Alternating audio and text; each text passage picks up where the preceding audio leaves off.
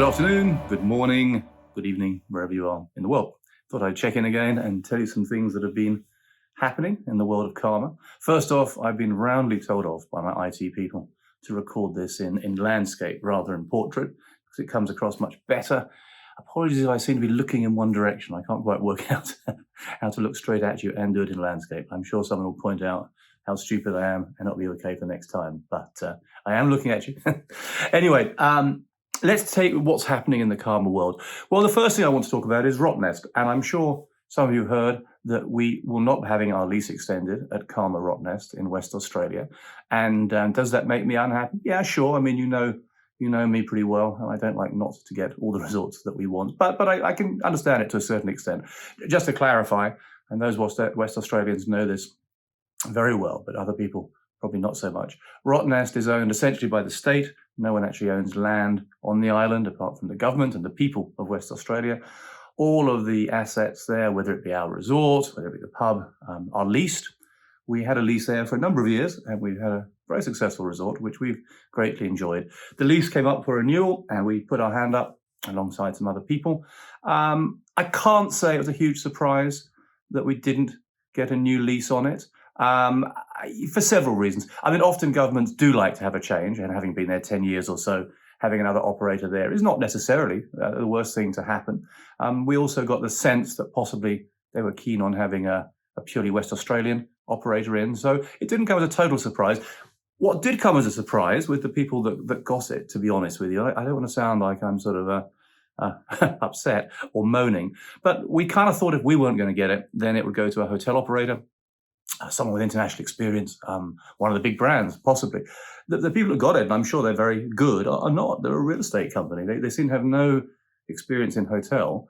And it is, after all, a 21-year lease to operate a state-owned hotel. So we kind of thought that would have been a 101, that it should be a hotel company. The thing that troubles me and us a bit more, to be candid, is the excitement about their desire to invest $40 million into the asset. Well, that just does not make sense to us. I mean, number one is we don't see how you can invest that sort of money. I mean, it's hard to imagine how much. I mean, we were planning on investing about a quarter of that amount of money. And the most troubling thing is how they will make their money back, because there is no real estate play here. There's no sale or development opportunity. It's purely on selling hotel rooms or operating hotel rooms and selling food and beverage or whatever. And we like to think we know what we're doing, and we've been there for many years, and we've had many resorts, and we really struggle to see how you can possibly make that money back. And ultimately, the only way is by cranking the prices absolutely enormously, because presumably if you invest that money, you'll end up with a super 5-star resort, and you'll charge prices accordingly, which we've always believed isn't what the people of West Australia wanted. And in the past, when we've had those discussions, we've been roundly slapped and said, no, it should be a price which is affordable.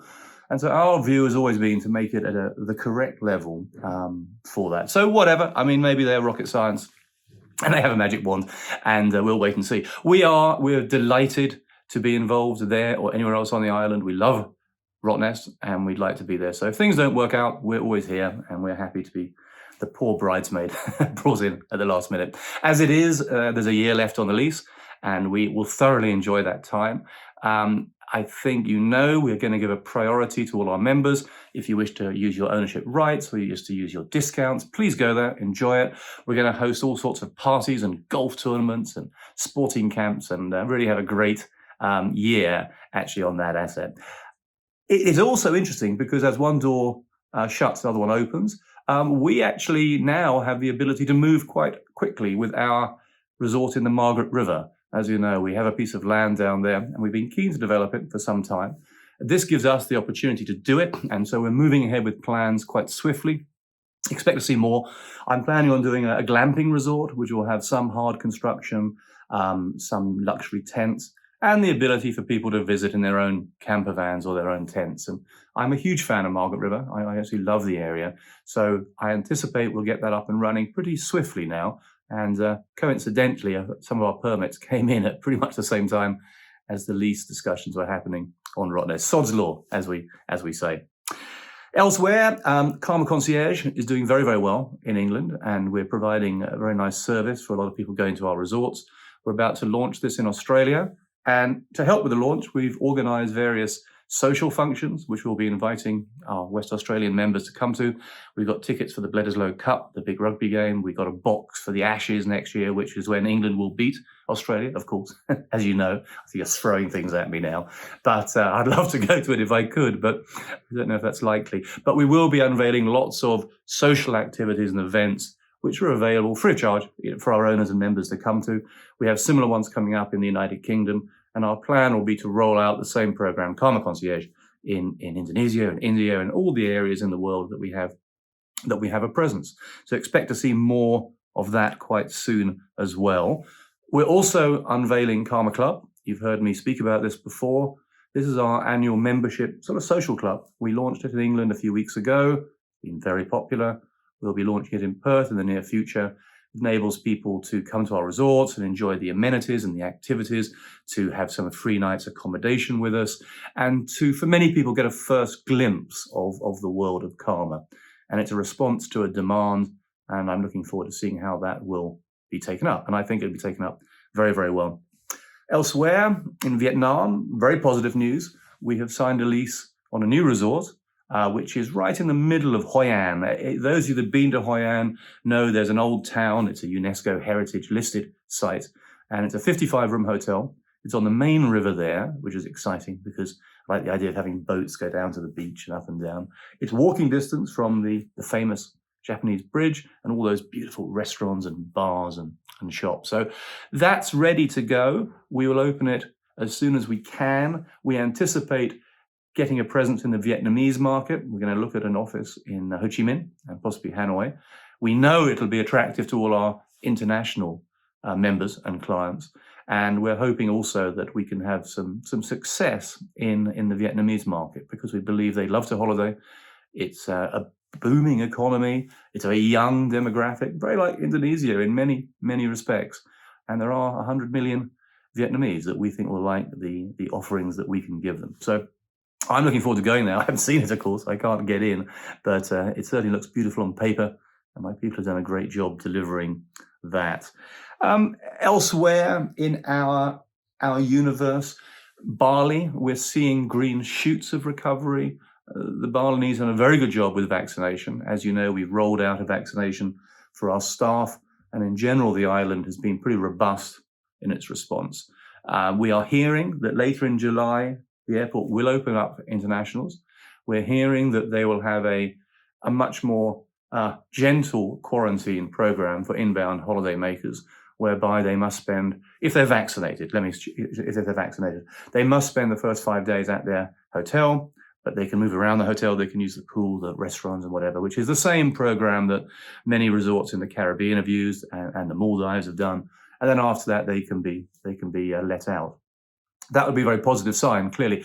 I know it doesn't help a lot of our members in Australia and New Zealand, because you still have this incredibly draconian hotel quarantine when you come back in. But hopefully it is a positive sign. These things do change. I would stress, we hear something one week and then it totally changes the next. And sometimes we hear something from one minister and then the tourism minister contradicts it. And as we know, a lot of people are really making it up as they go along. But we like to think that glass half full, any positive news is a step in the right direction.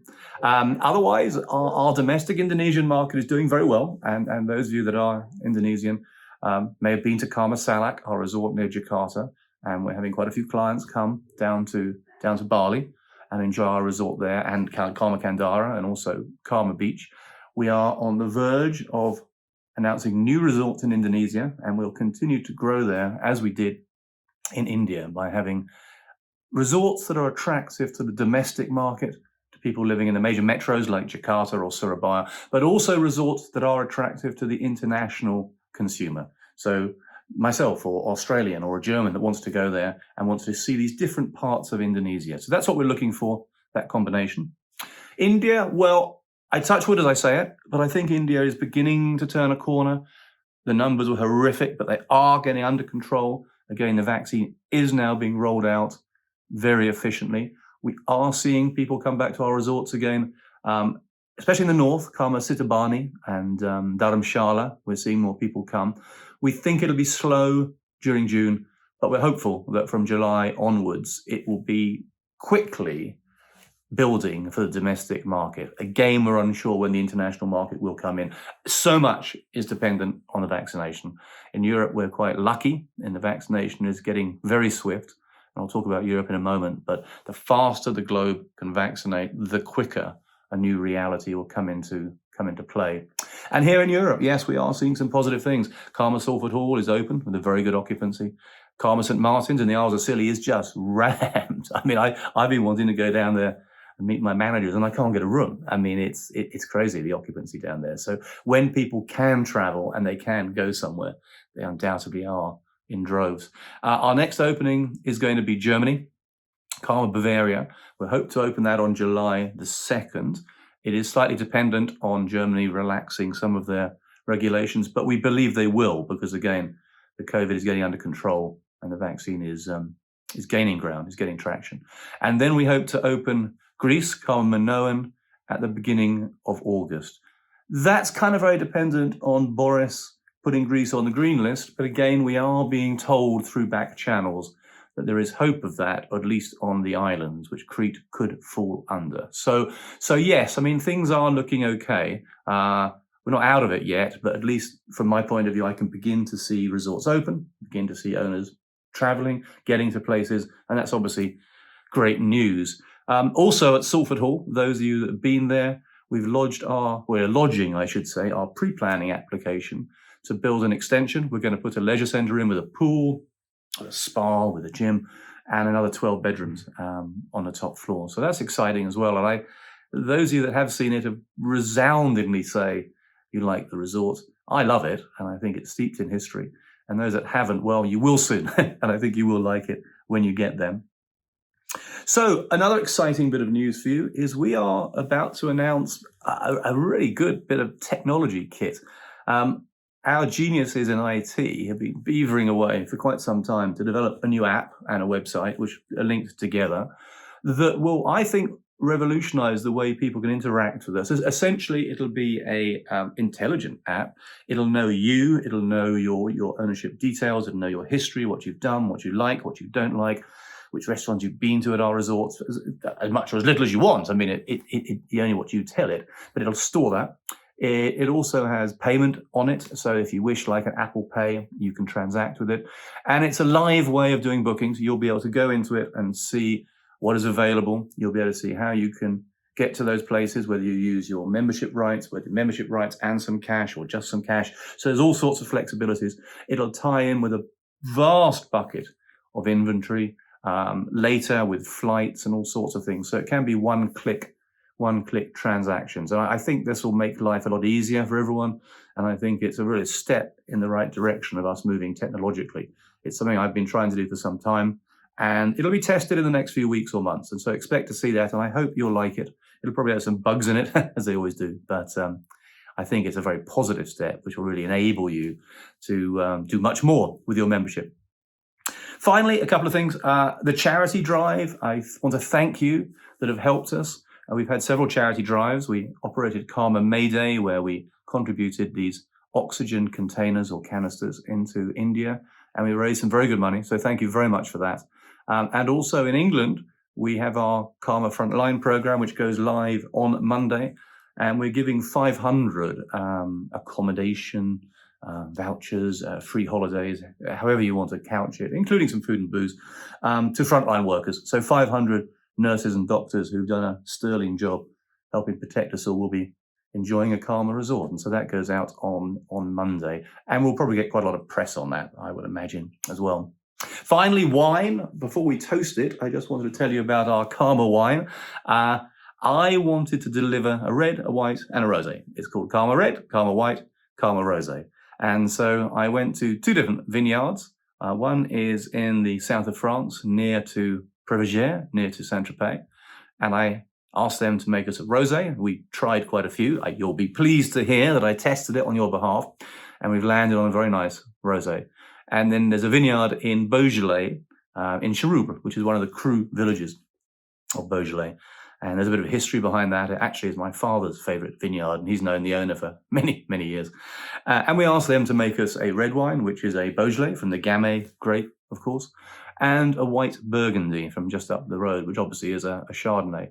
Logic was to produce a wine which is unashamedly good, but at a very good price. I have an ambition to sell some of the cheapest wines in Britain at my resorts to our Karma owners. And so this will be appearing in the next few weeks, initially in England and then in Germany. If I can get some to Oz, I will, but it's a bit tricky at the moment. And our plan will be to price it at something like 18 or 19 pounds a bottle. So incredibly good value. And if you like it, then thank the winemakers. If you don't like it, then blame me. But I think having a house wine, which is a very good value, is something that all people like. Small things, but in these times of problems, well, you know, we've got to have some upsides and benefits.